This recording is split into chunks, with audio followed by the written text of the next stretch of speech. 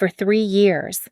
My dad thought I was floating between temp jobs, telling everyone I was taking time to find my path, until the morning his country club friends turned on CNBC and saw me announcing a deal that shook Wall Street. While I was building a billion-dollar fintech empire from my penthouse office, he was apologizing to his golf buddies for his underachieving daughter who couldn't seem to land a real job. The irony would have been hilarious if it wasn't so mortifying. My name is Rachel Monroe, and at 36, I've learned that sometimes the people who love you most are the ones who understand you least. The call came on a crisp October morning while I was reviewing acquisition proposals in my corner office overlooking the Chicago River. Dad's voice carried that familiar tone of forced optimism mixed with barely concealed concern, the same voice he'd used when I dropped out of my consulting job 3 years ago to chase what he called another one of your big ideas. "Sweetheart, I know you're busy with your consulting work," he began, and I could practically hear the air quotes, "but I'd love for you to join me at the club this Saturday. Just 9 holes with some good friends of mine. Martin Calloway, Sam Wright, Peter Hollis, successful men who might have some valuable insights for someone in your situation." My situation. I glanced at the framed Forbes article on my wall, 30 under 30 fintech disruptors, then at my Wharton MBA diploma, then at the 3 monitors displaying real-time data from trading algorithms that had generated more revenue this quarter than most companies see in a decade. "Dad, I appreciate the thought, but these are influential people. Rachel. Martin owns half the commercial real estate in Lincoln Park. Sam's handled more M&A deals than anyone in the city. Peter's on the board of Northwestern Memorial. They asked about you specifically after I mentioned you were between opportunities." Between opportunities. That's how he'd been describing my career for 3 years ever since I'd liquidated my trust fund, cashed out my stock options, and disappeared into what he assumed was entrepreneurial fantasy land. What he didn't know was that I'd turned that $150 million into something extraordinary. What he couldn't fathom was that his daughter had built Arcadia Capital from a single-room office into a fintech powerhouse that had just closed the largest partnership deal in the industry's history. "I really don't think—" "Please." His voice softened, and I heard something that made my chest tighten. "I know things have been challenging for you. I know the job market is tough, especially in finance. But you can't keep isolating yourself.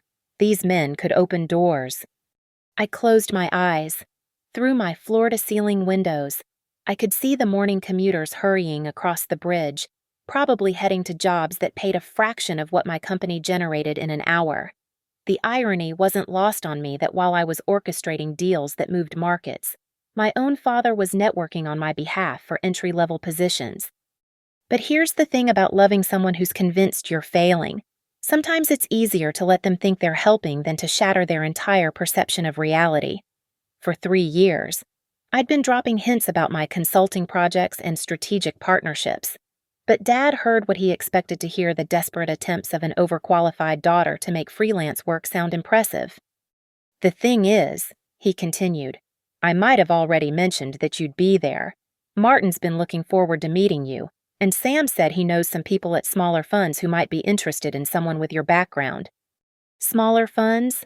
I almost laughed. Yesterday, I'd turned down a meeting with Goldman Sachs because their proposed terms weren't aggressive enough. But in Dad's mind, I was still the unemployed daughter who needed his country club connections to land an analyst position somewhere respectable. "What time?" I heard myself asking. 8:30. "We'll grab breakfast at the clubhouse first. You know how those early morning conversations can be the most productive. Wear something professional but approachable. First impressions matter in business." Professional but approachable. I looked down at my Tom Ford blazer, then at the Hermes bag containing contracts worth more than most people's houses. "Sure, Dad, I'll be there." After I hung up, I sat in the silence of my office, watching the Chicago skyline stretch toward Lake Michigan. My assistant buzzed in to remind me about the CNBC interview scheduled for Monday, the one where I'd be announcing our JP Morgan partnership to the world. The one that would probably triple our valuation overnight and cement Arcadia Capital's position as the most innovative financial technology company in North America. But first, I had a golf game to survive. 9 holes with 3 successful men who wanted to offer career advice to Edward Monroe's underachieving daughter. I couldn't decide if it was going to be the most humiliating morning of my life or the most entertaining. Probably both. Lakeview Country Club at 8:30 on a Saturday morning was exactly what you'd expect from Chicago's old money elite manicured lawns that probably cost more to maintain than most people's salaries, and the kind of understated luxury that whispered rather than shouted its exclusivity. Dad was waiting by the clubhouse entrance, checking his Rolex with the nervous energy of a man who'd oversold his daughter's attendance. He'd dressed up for the occasion his best polo shirt, pressed khakis, and the golf shoes he only wore for important rounds. "There she is," he beamed as I approached, his relief palpable. "Rachel, you look perfect. Professional but relaxed." I'd chosen my outfit carefully, a crisp white blouse, navy slacks, and flats that suggested competence without intimidation. It was amazing how much thought went into looking unsuccessful. "Edward." A booming voice cut across the morning air. Martin Calloway strode toward us, every inch the real estate mogul in his custom-fitted golf attire. Behind him followed 2 other men who could have been cast from the same mold of Chicago success, confident, well-groomed, and radiating the particular brand of authority that comes with decades of closed-door deals. "Martin, I'd like you to meet my daughter Rachel," Dad said, his pride genuine despite his misconceptions. "Rachel, this is Martin Calloway, Sam Wright, and Peter Hollis." The handshakes were firm, the smiles practiced. Martin's grip lingered just a moment longer than necessary, the kind of handshake meant to convey both warmth and assessment. "Edward's told us so much about you," Sam Wright said, adjusting his wire-rimmed glasses. "How's the job search treating you these days?" Before I could respond, Dad jumped in with the smoothness of someone who'd rehearsed this moment. "Rachel's been very selective about her opportunities. She's been doing some consulting work while exploring the right fit for her skills." "Smart approach." Peter Hollis nodded approvingly. "Market's tough right now, especially in finance. Better to wait for the right opportunity than settle for something beneath your qualifications." Beneath my qualifications, I thought about the board meeting I'd rescheduled to be here, where we'd been discussing whether to accept acquisition offers that started with a B for billion. "Consulting can be a great way to build networks," Martin added as we walked toward the first tee. "What kind of projects have you been working on?" I glanced at Dad, who was watching the conversation with the intensity of a man whose reputation was on the line. "Financial strategy, mostly. Process optimization for trading operations." It wasn't technically a lie. I just omitted the part about the trading operations being worth several $billions and the optimization involving algorithms that had revolutionized high-frequency trading. "That's excellent experience," Sam said, pulling out his driver. "Traditional banking is being disrupted by all this fintech nonsense, but the fundamentals never change. Sound analysis, risk management, building relationships, that's what really matters." "Fintech? Nonsense." I managed to keep my expression neutral while internally cringing. These men were discussing my industry like it was a passing fad, completely unaware that the nonsense they were dismissing had already reshaped their entire financial landscape. "You know," Peter continued, lining up his shot, "my nephew works at Northern Trust. They're always looking for sharp analysts.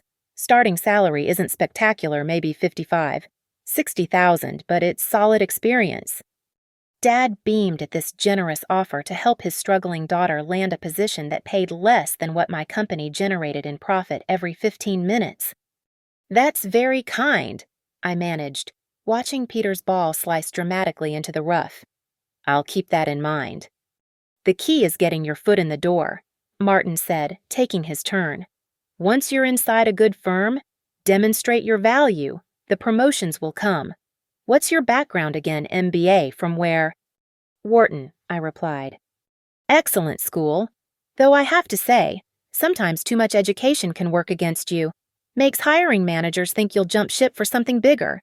You might want to downplay the MBA for entry-level positions." Downplay my MBA. I thought about the guest lecture I'd given at Wharton just last month, where I'd discussed case studies based on my own company's growth strategies. The irony was becoming physically painful. Sam stepped up to the tee, waggling his club with the concentration of a surgeon. Edward mentioned you've been working from home mostly. That's fine for consulting, but you'll need to get comfortable with office culture again. Finance is still very much a relationship business. Office culture.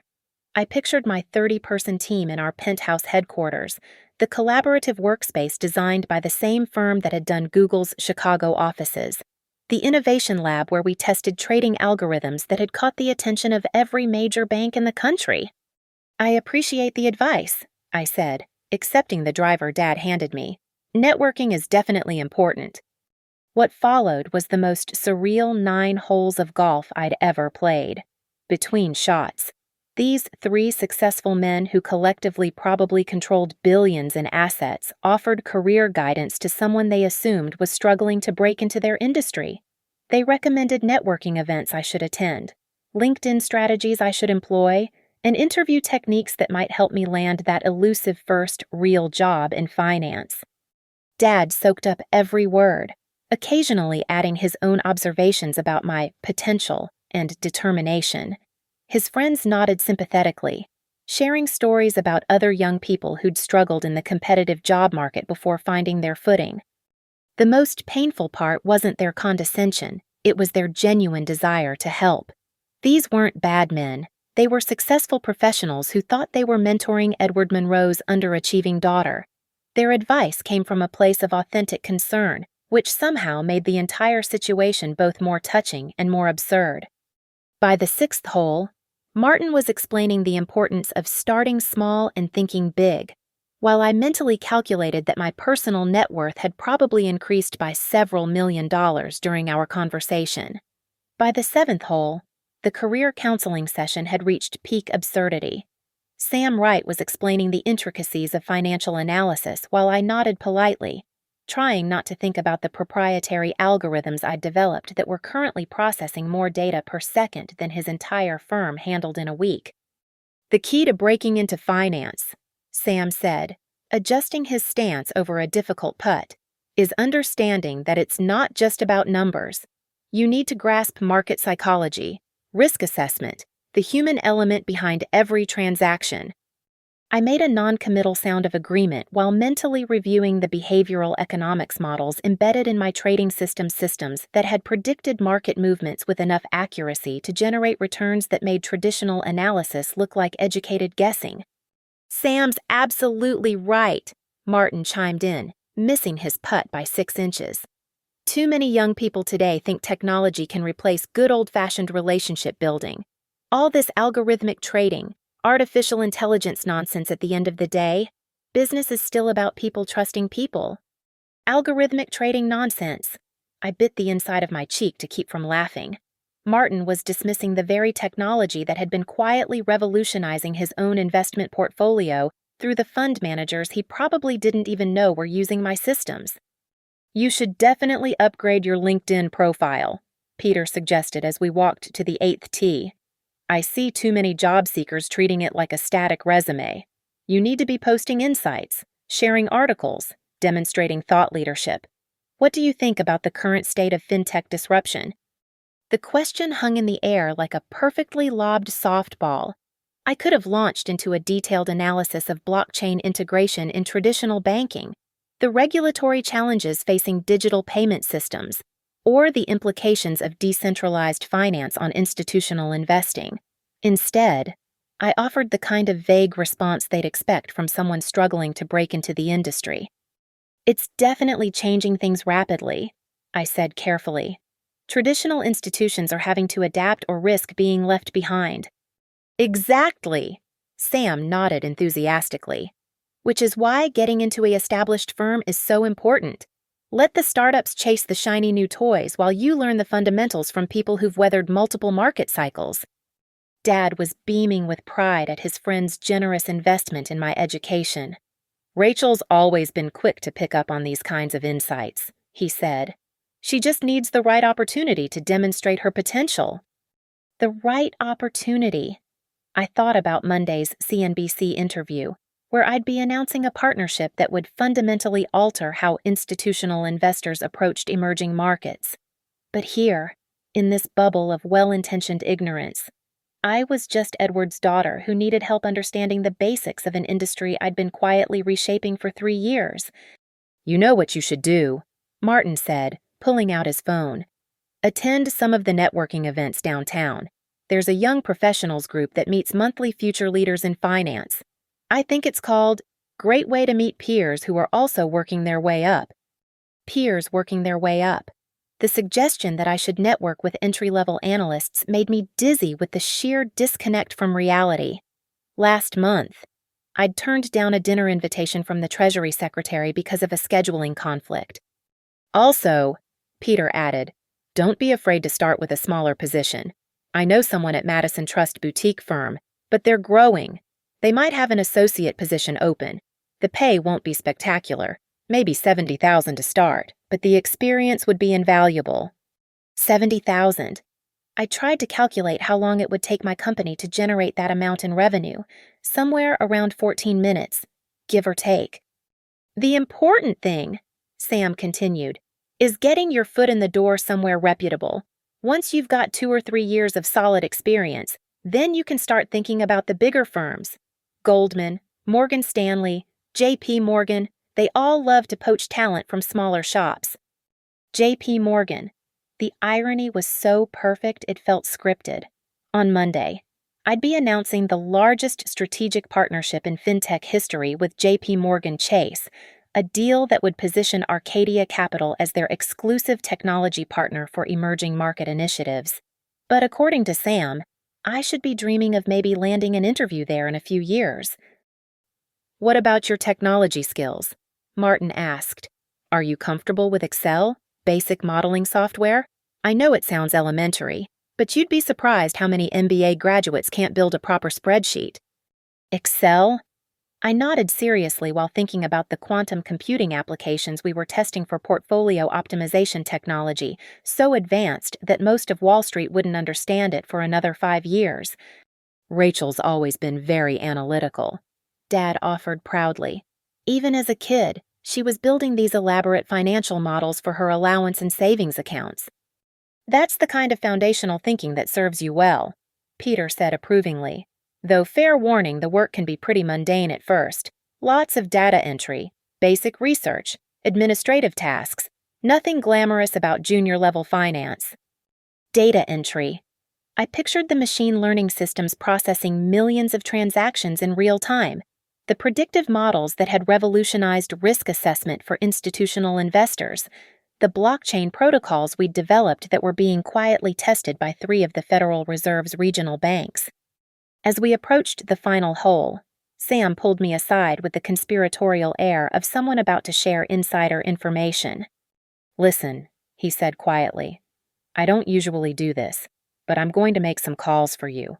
I know the head of research at Millennium Partners' small fund, but they're solid. They might have an analyst position opening up. It's not much, maybe $55,000 to start, but it's a foot in the door." 55,000. I maintained my grateful expression while calculating that my company's profit margins meant we generated that amount roughly every 12 minutes during market hours. "That would be incredible," I managed, because refusing would require explanations I couldn't give without completely destroying the reality Dad had constructed for his friends. "Great. I'll reach out to them Monday morning. Just promise me you'll be patient with the process. Good things take time in this industry." As I thanked him for his generosity, I couldn't help but wonder what he'd think when he turned on CNBC Monday morning and saw me discussing market strategies with the same J.P. Morgan executives he probably considered untouchably elite.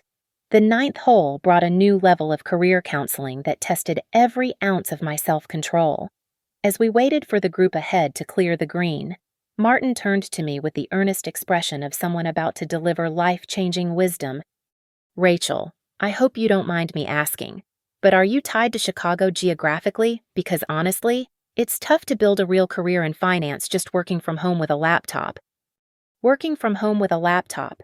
I glanced toward the city skyline, where my 4,000-square-foot penthouse office occupied 2 full floors of the Merchandise Mart, complete with a trading floor that looked like something out of a movie and conference rooms where I'd hosted video calls with finance ministers from 3 different countries. "I'm pretty flexible," I replied, which was technically true. When you own a private jet, geography becomes more of a suggestion than a limitation. "Good, good." Peter nodded approvingly. "New York is really where the action is. I know it's intimidating, but that's where you'll find the best opportunities. Chicago's finance scene is more limited." Limited. I thought about the Chicago Mercantile Exchange, the Chicago Board of Trade, and the fact that my company had been courted by firms in 17 countries. But sure, limited. "The cost of living is brutal in Manhattan," Sam added. "But if you're serious about finance, it's worth the sacrifice. You could probably find a studio in Queens for $1,500 a month. Keep your expenses low while you're building experience." $1,500 a month. I tried not to think about the mortgage payment on my Lincoln Park penthouse, which cost more per month than most people's annual salaries, or the lake house in Wisconsin that I'd bought as a weekend retreat and barely had time to visit. "That's actually great advice," Dad interjected, clearly proud that his friends were investing so much effort in his daughter's future. "Rachel's always been good at budgeting, living within her means." Living within my means. I wondered what Dad would think if he knew that my means included quarterly bonuses that exceeded his annual country club dues by several thousand%. "The other thing to consider," Martin continued, pulling out his phone to check something, "is your mobility within the industry. Finance is still very much about who you know, and building those relationships takes time. You can't just email your way to success." I nodded thoughtfully while remembering last week's dinner with the former chairman of the Federal Reserve, who'd spent 2 hours picking my brain about cryptocurrency regulation. But Martin was right. Relationships were everything. "Speaking of which," Sam said, his voice taking on that helpful tone that made my stomach clench. "I was serious about making that call to Millennium Partners, but I should probably give you some realistic expectations about the interview process." "Please," I said, because refusing to hear advice about interviewing for entry-level positions would seem suspicious. "First-year analyst positions are incredibly competitive. You'll be up against kids straight out of undergrad who are hungry and willing to work 80-hour weeks for peanuts. You need to demonstrate that despite your career gap, you still have that drive." Career gap. 3 years of building a fintech empire from scratch was apparently a gap in my resume. "The key is showing them you understand what you're signing up for," Peter added. "Long hours, grunt work, basically no social life for the first few years, but that's how you prove yourself." No social life. I thought about the charity gala I was hosting next month, where tickets started at $5,000 and the guest list included half of Chicago's financial elite, or the TED Talk I was scheduled to give in December about the future of algorithmic trading. But sure, no social life. "Also," Martin said, lowering his voice like he was sharing state secrets, "don't oversell the MBA. Sometimes advanced degrees can make you seem overqualified for entry-level work. Hiring managers worry you'll get bored and leave for something bigger." Something bigger? I glanced at my phone, where 3 missed calls from my chief technology officer probably meant that our latest algorithm had achieved another breakthrough in predictive modeling. But I should definitely downplay my education so I wouldn't seem too ambitious for a $50,000 analyst position. "The most important thing," Sam continued, "is showing genuine passion for the fundamentals. Forget all the flashy fintech stuff for now. Demonstrate that you understand traditional finance principles. Bond valuation, equity analysis, risk assessment. That's what really matters." Fintech stuff. I nearly choked on my water. The stuff he was dismissing so casually included innovations that had been adopted by every major investment bank on the planet, including some that bore my digital signature in the code. You know what?" Peter said suddenly, his face lighting up with inspiration. "My neighbor's son just started at Citadel as a junior analyst. I could introduce you to. He might have insights about breaking in at that level. Smart kid, really hungry." A junior analyst at Citadel who could give me insights about breaking into finance. I tried to maintain an interested expression while calculating that Citadel probably used licensing agreements for technology developed by my company. The smart kid he wanted to introduce me to was likely using systems I'd architected without even knowing it. That would be wonderful, I managed, because what else could I say? Great, I'll set something up. Maybe coffee next week. He's probably working crazy hours, but I'm sure he'd be happy to share his experience with someone just starting out. Just starting out, at 36, with an MBA from Wharton and a company valuation approaching $6 billion, I was apparently just starting out in finance. As we finally reached the green, Dad was practically glowing with gratitude for his friend's mentorship of his struggling daughter. This has been incredibly helpful, he said to the group.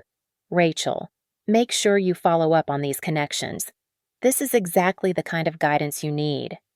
The kind of guidance I need?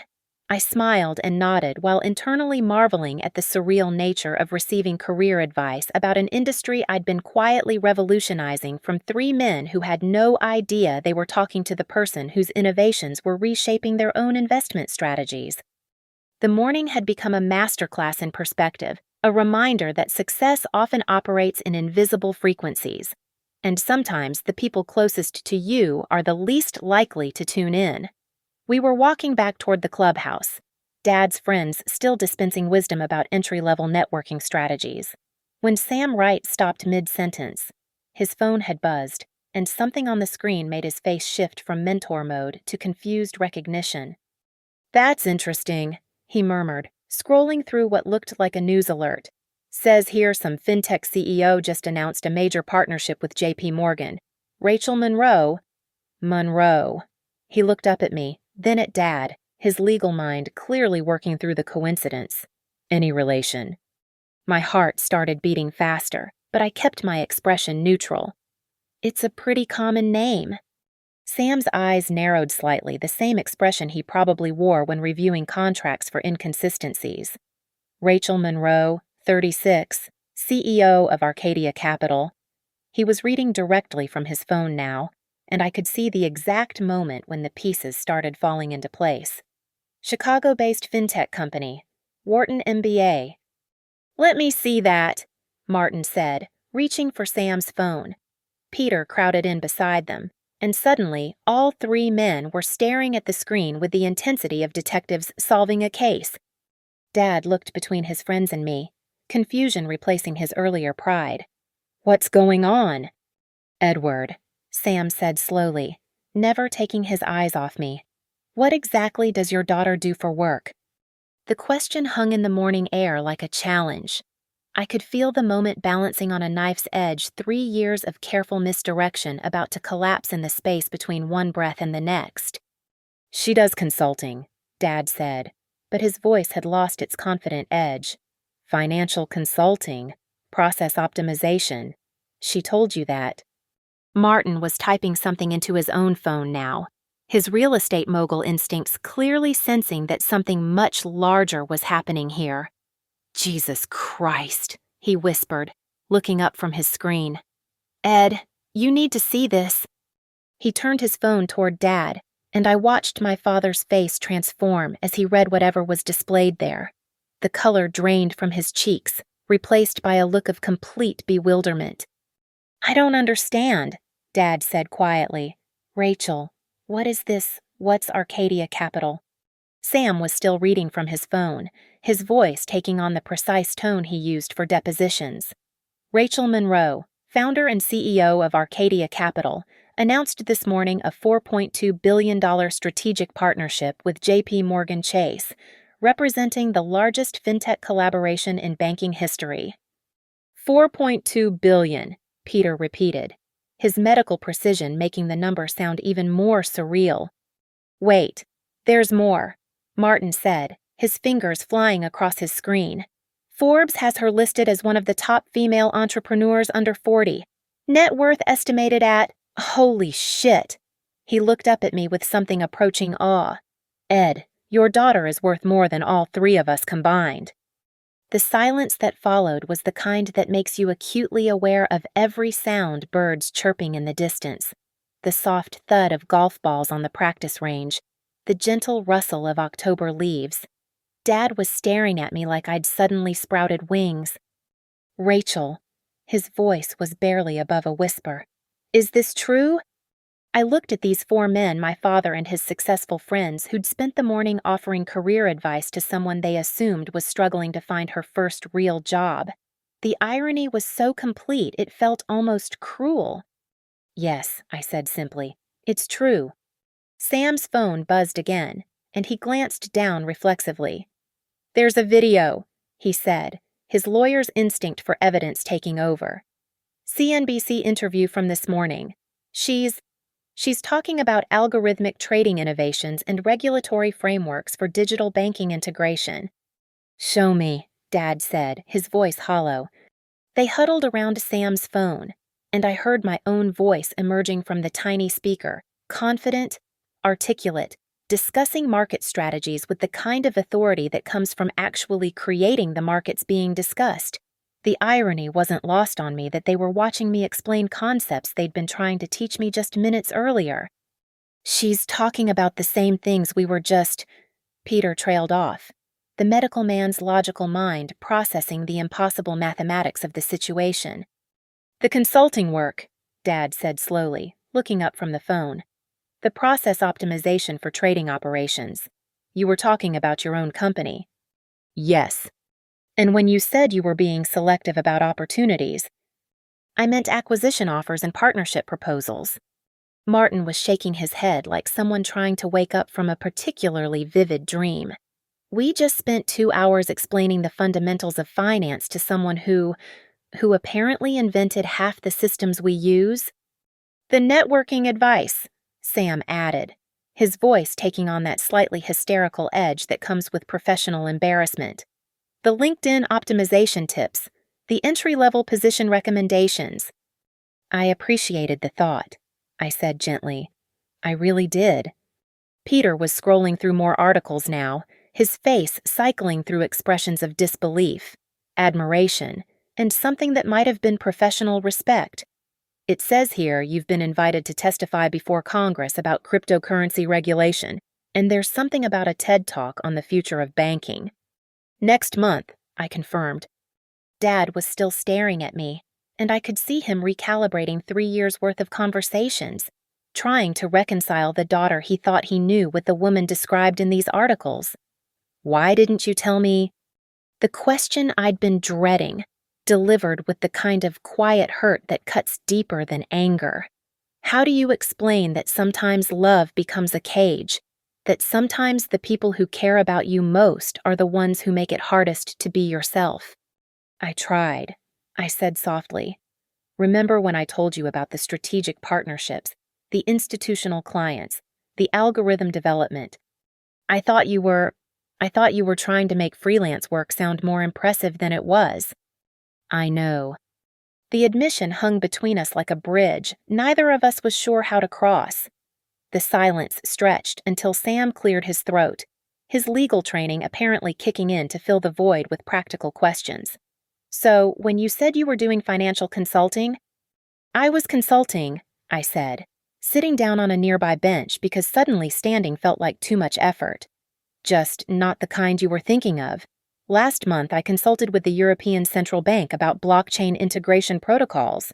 2 weeks ago it was the Singapore Monetary Authority about cross-border payment systems." Dad lowered himself onto the bench beside me, moving like a man who'd just discovered the laws of physics didn't work the way he thought. "The $150 million from your trust fund, you said you were investing it conservatively." "I did invest it. In myself. In Arcadia Capital." I looked at his bewildered face and felt a sharp pang of guilt. "Dad, I started with $150 million 3 years ago. The company's current valuation is approaching $6 billion. $6 billion, Martin repeated, like he was testing how the words felt. "With a B." "With a very large B," I confirmed. Peter was still scrolling through articles, his surgeon's hands remarkably steady despite the circumstances. "It says you own 68% of the company. That means your personal stake alone is worth about $4 billion, give or take a few $100 million depending on market conditions." The number landed like a physical weight. These 3 successful men who'd collectively spent decades building their fortunes were processing the fact that they'd been offering career advice to someone whose personal wealth exceeded their combined net worth by a factor of roughly 20. "The temp jobs," Dad said quietly. "When I told people you were between opportunities." "I was never unemployed. Dad, I've been working 18-hour days for 3 years straight. I couldn't figure out how to tell you that your definition of success and mine had diverged so dramatically." Sam was reading from another article now, his voice taking on that detached quality lawyers use when delivering shocking news. Forbes calls her the most influential person in fintech under 40. There's a quote here from the Treasury Secretary calling her innovations transformative for the global financial system. "The Treasury Secretary," Martin echoed faintly. "We had dinner last month," I said, then immediately regretted the admission when I saw Dad's expression crumple further. "Dinner with the Treasury Secretary." Dad rubbed his temples like he was trying to massage away a migraine. "While I was telling the guys at the club that you were figuring things out." The pain in his voice was unbearable. This wasn't the sweet vindication I'd fantasized about during all those awkward family dinners where relatives asked about my job search. This was just sad. A father realizing he'd been completely invisible to his daughter's actual life for 3 years. "The penthouse office," I continued, because the truth was pouring out now and there was no way to stop it. 4,000 square feet in the merchandise mart, 30 employees, a trading floor that processes more transactions per hour than most regional banks handle in a week. 30 employees, Peter repeated. "You have 30 people working for you." "Brilliant people, PhDs in mathematics, former Goldman Sachs quants, computer scientists from MIT, people who left 7-figure jobs to work for a company they believed in." Martin was shaking his head slowly. "When I offered to introduce you to that fund manager for an entry-level position." "He probably uses algorithms my team developed. Most of the major funds do now. They just don't always know where the technology originated." "Jesus," Sam breathed. "We were explaining the basics of finance to someone who's apparently rewriting the entire industry." "The JP Morgan partnership," Dad said, his voice barely audible. "The one they announced this morning. What does that mean?" I took a deep breath, wondering how to explain in simple terms what would fundamentally alter the landscape of international banking. "It means JP Morgan will be using Arcadia's technology platform for all their emerging market initiatives. We'll be handling their algorithmic trading, risk assessment protocols, and digital payment infrastructure for markets across Asia, Eastern Europe, and South America."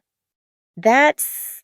Martin started, then stopped, apparently unable to finish the thought. "It's the largest fintech partnership in banking history," I said. "The deal alone is worth $4.2 billion over 5 years, but the real value is in the precedent it sets. When JP Morgan validates your technology, every other major bank pays attention." Dad was staring at his hands, and I could practically see him replaying every conversation we'd had over the past 3 years. "When you said you were working on strategic partnerships, I meant partnerships with the Federal Reserve, the Bank of England, and 3 different central banks in Asia. And when you said you were doing well, I meant I was revolutionizing global finance from a penthouse office while you were telling your golf partners that I needed help finding an entry-level job." The words came out harsher than I'd intended, and I saw Dad flinch. Sam, Martin, and Peter exchanged glances that suggested they were beginning to understand the full scope of the morning's absurdity. "The networking advice," Sam said slowly. "The LinkedIn optimization tips. The suggestion that you attend young professionals' meetups." I appreciated the thought, I said again, though the repetition was starting to sound hollow. "You were trying to help." "Help!" Martin laughed, but there was no humor in it. "We were trying to help someone who probably gets calls from heads of state." "Only occasionally," I said, attempting levity. "And usually they're very polite about the time difference." The joke fell flat in the stunned silence that followed. Martin was the first to break the silence. And when he did, it was with the kind of rueful laughter that comes from recognizing a cosmic joke. "Do you know what's really funny?" he said, looking at his two friends. "We just spent 2 hours explaining to her why she should start small and think big. While she was probably calculating that her company generates more revenue in an hour than our big thinking produces in a quarter," Sam added, his legal mind apparently finding some dark humor in the professional humiliation. Peter shook his head with the bewildered smile of a man reassessing everything he thought he knew. "I offered to introduce her to my nephew at Northern Trust for a $70,000 analyst position. I recommended she network with junior professionals," Martin continued, his real estate mogul confidence cracking into something approaching admiration. "People working their way up in the industry. I suggested she downplay her MBA so she wouldn't seem overqualified for entry-level work," Sam finished. "Christ, she's probably the most qualified person in fintech, period." Dad hadn't spoken during this exchange, and when I looked at him, I saw something that made my chest tighten. It wasn't anger or embarrassment. It was a deep, complicated sadness mixed with what looked like pride fighting its way to the surface. "I'm sorry," he said quietly, and the words hit me harder than any accusation could have. "Dad, you don't have anything to—" "I do." He turned to face me fully, and I saw tears threatening at the corners of his eyes. "I've been apologizing for you. For 3 years. I've been apologizing to my friends for my daughter who couldn't seem to get her life together. And the whole time I was building something extraordinary," I finished softly. "The whole time you were building something I couldn't even comprehend." He wiped his eyes with the back of his hand, a gesture so vulnerable it broke my heart. "Do you know what I told Jim Patterson last week at the club? I said you were still figuring things out and that we were hopeful something would work out soon." The image of Dad making excuses for me to his friends while I was probably in a board meeting discussing expansion into European markets was almost too painful to process. Martin cleared his throat delicately. "Edward, I think we owe Rachel an apology too. We spent the morning treating her like someone who needed our help breaking into an industry she's apparently conquered." "You were trying to be kind," I said. "All of you. You saw someone you thought was struggling, and you wanted to help. That's not something to apologize for." "But it is something to learn from," Peter said with the thoughtful precision of a surgeon. "I've been making assumptions about success, about what it looks like, about how to recognize it. Apparently, I've been completely blind to it even when it's sitting right in front of me." Sam was scrolling through his phone again, but this time his expression was pure professional respect. "There's an interview here from 6 months ago where you predicted the exact regulatory changes that just got announced by the SEC. The interviewer called you prophetic." "Not prophetic," I said. "Just well-informed. When you're building technology that has to anticipate regulatory frameworks, you spend a lot of time talking to the people who write the regulations." "The people who write the regulations," Martin repeated. "Right. Of course." Dad was looking at me like he was seeing me for the first time, which in many ways, he was. "When you were a kid, you used to build these elaborate business plans for lemonade stands, pricing strategies, customer acquisition models, profit projections. I thought it was cute." "It was practice," I said gently. "All those times you tried to explain what you were working on, and I kept steering the conversation toward practical considerations and realistic expectations." "You were being a good father. You were trying to protect me from disappointment." "I was being an idiot," he said bluntly. "I was so focused on protecting you from failure that I couldn't see you were succeeding beyond anything I'd ever imagined possible." Sam looked up from his phone with an expression of wonder. "It says here you're the youngest person ever invited to give the keynote address at the Global Economic Forum. And there's something about testifying before a Senate subcommittee on cryptocurrency regulation." "Next month," I confirmed. "And you've been doing all of this while I've been—" Dad trailed off, apparently unable to finish the sentence. While you've been loving me and worrying about me and wanting the best for me," I said. "That never changed, Dad." Your definition of the best was just different from mine. Martin stood up and extended his hand to me, but this time the handshake was different, respectful, almost formal. Rachel, it's been an honor to meet you, and I mean that sincerely. What you've accomplished is extraordinary. Thank you. Also, he added with a self-deprecating smile, if you ever need any commercial real estate advice, I promise to skip the part where I explain the basics of property investment. Sam and Peter followed suit, each offering their own versions of respectful acknowledgement mixed with good-natured embarrassment about the morning's misunderstandings.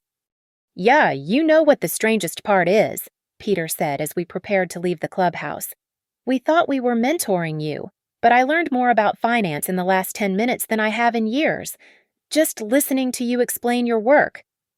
Maybe that's what real mentoring looks like, I suggested, not always flowing in the direction you expect. Dad walked beside me toward the parking lot, still processing the complete reconstruction of his understanding of his daughter's life. Rachel. Yeah. Next time you try to tell me about your work, I promise to listen better. And I promise to be clearer about what I'm actually doing. Deal. He paused. Though I have to ask the CNBC interview on Monday morning. Will you be announcing anything else I should know about? I smiled, thinking about the acquisition offers from 3 different tech giants that were sitting on my desk, waiting for Monday's partnership announcement to drive the bidding war into the stratosphere. Well, I said, there might be a few more surprises. Monday morning arrived with the kind of crisp October clarity that makes Chicago look like a postcard. I was sitting in the green room at CNBC's Chicago bureau, adjusting my microphone and watching the pre-market trading numbers scroll across the monitors. In 30 minutes, I'd be announcing the J.P. Morgan partnership to the world, but all I could think about was Dad. He'd called me at 6:30 that morning earlier than he'd ever called in his life. I wanted to catch you before your interview, he'd said, his voice carrying a warmth I hadn't heard in years. I also wanted to ask if it would be okay if I invited Martin, Sam, and Peter over to watch. They're curious to see how this plays out. The idea of Dad's golf buddies gathering around his television to watch his daughter on financial television felt surreal, but also perfectly fitting given how the weekend had unfolded. Of course, I'd said. Just don't let them give you any investment advice during the commercial breaks. His laughter had been genuine, free of the worried undertone that had colored our conversations for 3 years. Now, as the studio lights heated up and the anchor shuffled through her notes, I thought about transformation, not just the kind that happens to companies or industries, but the quieter kind that occurs between people who finally see each other clearly. 30 seconds, the producer called out. The interview itself was everything I'd hoped for. We discussed the J.P. Morgan partnership, the implications for emerging markets, and the regulatory frameworks that would need to evolve to support the next generation of financial technology. The anchor was sharp, asking the kinds of probing questions that allowed me to explain not just what we'd accomplished, but why it mattered for the future of global finance. Before we close, she said, I have to ask, this partnership announcement has already moved markets this morning.